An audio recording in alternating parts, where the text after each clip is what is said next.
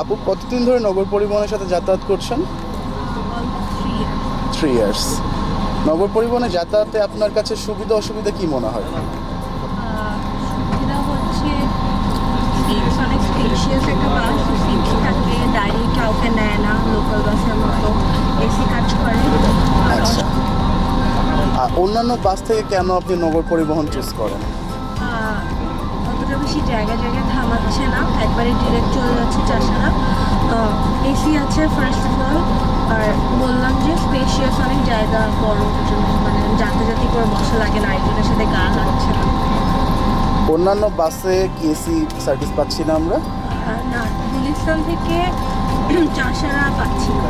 আচ্ছা, আপনার কি মনে হয় যে যেই বাজেটটা আছে এখন বর্তমান ভাড়া, সেই অনুযায়ী এসিটা ঠিক আছে, বা ভাড়া কমানো উচিত বা বাড়ানো উচিত, এরকম কোনো কিছু? আই থিঙ্ক ঠিক আছে, ভাড়াটা আরও কমিয়েছে, ভাড়া 80 টাকা থেকে 70 করেছে, 80 থেকে 70 করেছে, তো গুড, ভাড়া ঠিকই আছে। ওকে, এখন থেকে নগর পরিবহনের যে নিজস্ব ওয়েবসাইটে টিকিট পাওয়া যাচ্ছে এই বিষয়ে কি আপনি জানেন? না, আচ্ছা, নগর পরিবহনে এখন থেকে নিজস্ব ওয়েবসাইটে টিকিট পাওয়া যাচ্ছে, আপনারা চাইলে ওখান থেকে নগর purchase করতে পরিবহনের পারবেন। যাত্রাতে আপনি কেমন ফিল করছেন? এসি থাকার কারণে অনেকটা স্বস্তি দেয়। আপনি নগর পরিবহনের সাথে কতদিন ধরে যাতায়াত করছেন?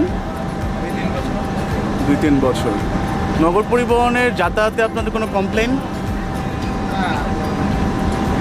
আচ্ছা, নগর পরিবহনে যে এখন নিজস্ব ওয়েবসাইটে নিজস্ব টিকিট বিক্রি হচ্ছে, এটা কি আপনি জানেন?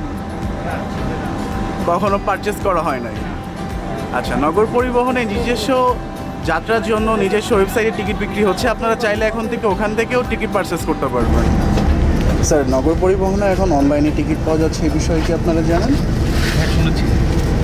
কখনো পারচেস করা হয়েছে অনলাইন থেকে?